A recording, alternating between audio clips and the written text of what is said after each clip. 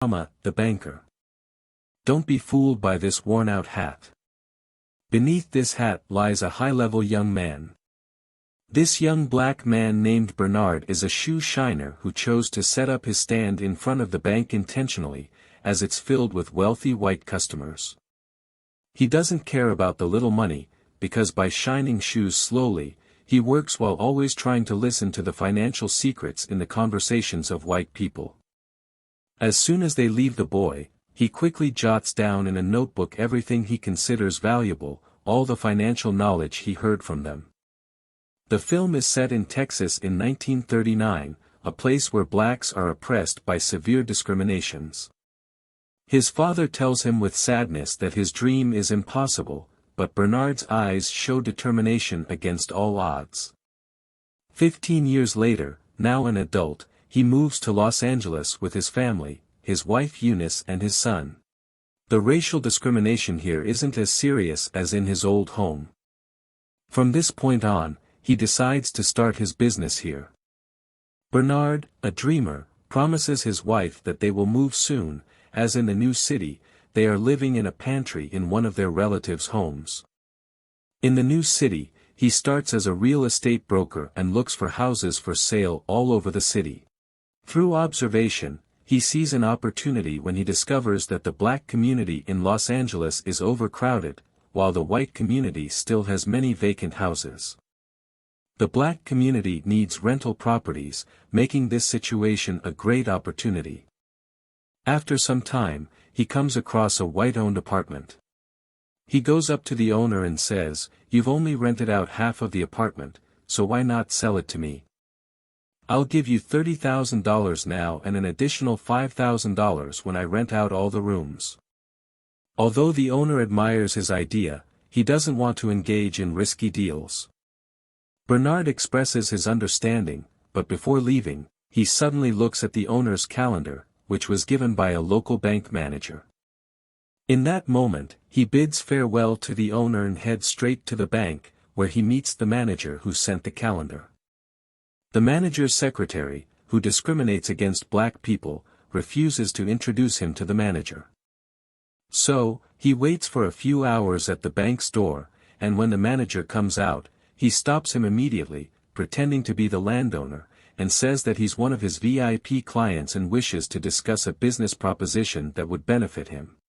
That same night, he receives a call from the owner. The owner asks if Bernard used his name to try to obtain a loan. Bernard has no choice but to apologize. The owner doesn't blame him, but admires his belief that he won't give up until he achieves his goal. And now, based on this sentiment, the owner decides to guarantee the loan for him.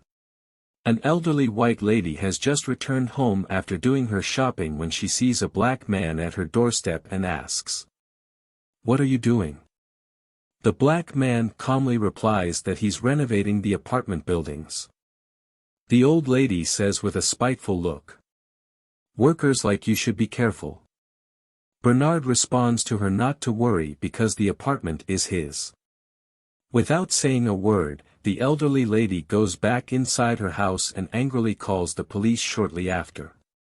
When the police arrive, Bernard quickly retrieves a copy of the property certificate.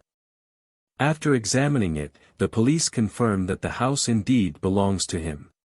On the same night, Bernard returns to the apartment building. The elderly lady at the door sees him and immediately tells him to leave because it's not the time for moving. Bernard, remaining calm, replies that he's not a worker now but the owner. The elderly lady is left astounded, and a few days later, she moves out in anger.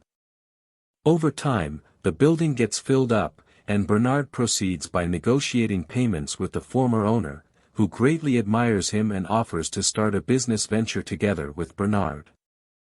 Now, Bernard takes charge of selecting the properties and calculating the rents, while the former owner handles the transactions and signs the contracts because banks wouldn't realize they're dealing with black individuals. The cooperation between the two goes very smoothly. Bernard takes advantage of the situation and moves from an apartment to a mansion, providing a happy life for his family.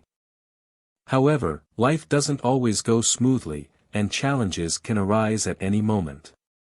The former owner who works with Bernard is old and frail, and he suddenly passes away a few years later. His assets in the company are inherited by his wife, who harbors severe discrimination against blacks and becomes unwilling to cooperate with Bernard's cooperative relationship with the former owner. So he thinks about the bank manager, but the manager has already cooperated with the widow and avoids Bernard once again. Now, extremely disappointed, he gets up from the bench and looks around at the clean and tidy bank building. He notices systematically discriminatory practices everywhere, solely based on the color of his skin. He underscores how often he's looked down upon when he enters the bank. There are 4 banks in a single building, and each one has closed its doors to black men. At this moment, Bernard's mind gives birth to a brilliant idea, to buy the bank and see who among them will dare to discriminate against him again. So Bernard meets Joe, another successful black real estate developer in Los Angeles, and shares his plans with him. At first, Joe thinks Bernard is out of his mind and ends up lying because the building's land price is extremely high, and no black person has ever bought land in the downtown area. However, after discussing this for a while, Joe realizes that Bernard isn't a delusional man but a thoughtful rationalist. Bernard wants to buy the building so that once he owns it, the bank inside will serve him. They won't dare to refuse him a loan, and they'll also promote the property. Joe is taken aback by his idea, but after contemplating it, he believes it won't work. Despite being extremely wealthy, he's still subject to white individuals everywhere. He might be able to step on white bankers or white-owned land, but he still can't directly negotiate transactions with white people. This is where they need a white person as an intermediary.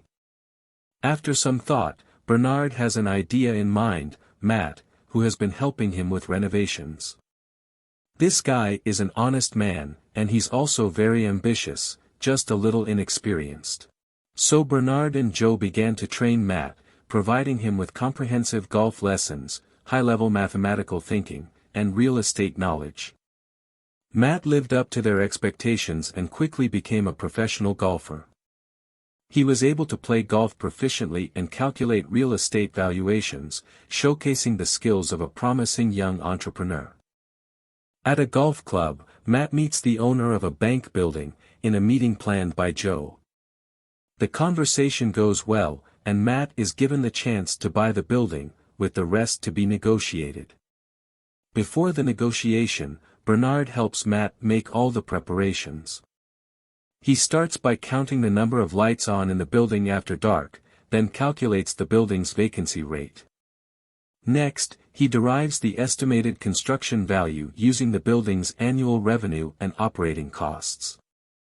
Bernard compiles any numbers that might be involved and instructs Matt to memorize these figures before the meeting with the owner. During the negotiation, Matt is consistently one step ahead and provides the exact numbers that shock both the boss and the accountant next to him. They all believe they've encountered a math genius and can't deceive him. In the end, Bernard ends up with the building that initially costs over $2.4 million for just $1.56 million. From then on, every time Bernard enters or exits the building, the bank's president will come over and shake his hand. The small manager who had made things difficult for him at the beginning of the movie is left perplexed by the banking sector's support. As a result, Bernard and Joe's real estate careers begin to rapidly expand. Several years later, Bernard and Joe are released from prison, but Eunice finds it peculiar that the two men appear happy. It turns out that they have properties and assets in the Bahamas. Eunice is incredulous and asks Bernard how this came about. As it happens, Matt called Bernard the night before his testimony and informed him about the deal with the senator. In exchange, Bernard asked Matt for a favor. Before their assets could be confiscated, the film ends. Afterward, we learn that Bernard and Joe's residential properties played a crucial role in the fight against housing segregation in Los Angeles. They still possess 2 mansions, side by side, in the Bahamas. Thank you for watching, and don't forget to subscribe and leave your like. The next day, Bernard visits Joe and tells him that they should buy the Continental Bank in Texas. Joe initially considers it a crazy idea, given the severe racism in Texas, but Bernard manages to convince him and provides reasons for the purchase. With that, Joe agrees to assist Bernard. They recruit Matt once again and use him as their frontman. They meet with the bank's owners, Robert Florence Sr. and Robert Jr., to discuss the deal's numbers. Despite Florence's suspicions, the banker sells the bank to Matt and his partners. With the acquisition of the Continental Bank, Bernard starts working and begins to help African Americans in the town. It becomes evident that Bernard's goal is to aid his fellow people in having a fair shot at housing and even financial success. Junior Florence begins to investigate the loans that his bank had been approving and threatens them with a letter from the United States Department of the Treasury. The department will conduct an inspection of the bank's operations within a month. During this period, Matt puts forward a suggestion proposing that they purchase another bank and transfer the problematic loans to it. The next day, Matt meets with a lawyer and begins signing loan contracts. Some time later, Matt receives a call from Florence Jr. about clients who want to withdraw all their money from Continental Bank. To make matters worse, a federal bank examiner arrives to inspect the loans. To assist, Bernard reluctantly dresses up as a janitor so he can get closer during the meeting. Unfortunately, it doesn't make a difference as the examiner uncovers a critical issue with several loans. Bernard can't believe the absurdity of the loans that were approved and eventually learns that it was Florence Jr. all along. As he rushes to gather all the bank protocols, Matt remembers that he hired a lawyer recommended by Florence, and that's how Florence got wind of the problematic loans and did everything to undermine them. Bernard and Joe tell Matt that they believe the most rational move is to distance themselves from the bank. Unwilling to let go of his bank, Matt takes an action without informing his partners. On the day Joe discovers what he has done, he rushes to the bank to confront Matt about the loans. Meanwhile, Florence watches the spectacle unfold. Bernard tells Matt to gather his reports, but it's too late. The federal bank investigators have already arrived to revoke the bank's operating license. As they exit the building, the FBI arrests Bernard and Joe. Some time later, Bernard and Joe meet with their lawyer and learn that their case has been tied up with some racial politics in the country. Meanwhile, Matt talks to a senator about testifying against his partners in exchange for his freedom. Matt follows Meet Lien's suggestions and testifies against his partners at the Senate hearing. Later, Bernard also meets with the senator and hears his proposal, which gives him a choice: accept a deal of immunity and confirm Matt's testimonies, or face potential imprisonment if Bernard chooses to speak his mind. In the end, Bernard speaks the words that were kept in his heart. Shortly thereafter, the fortunes of Bernard and Joe are devastated, and both are sentenced to prison. Junior Florence buys the Continental Bank. However, Matt is never accused of any crime. Several years later, Bernard and Joe are released from prison, but Eunice finds it peculiar that the two men appear happy. It turns out that they have properties and assets in the Bahamas. Eunice is incredulous and asks Bernard how this came about. As it happens, Matt called Bernard the night before his testimony and informed him about the deal with the senator. In exchange, Bernard asked Matt for a favor. Before their assets could be confiscated, the film ends. Afterward, we learn that Bernard and Joe's residential properties played a crucial role in the fight against housing segregation in Los Angeles. They still possess 2 mansions, side by side, in the Bahamas. Thank you for watching, and don't forget to subscribe and leave your like.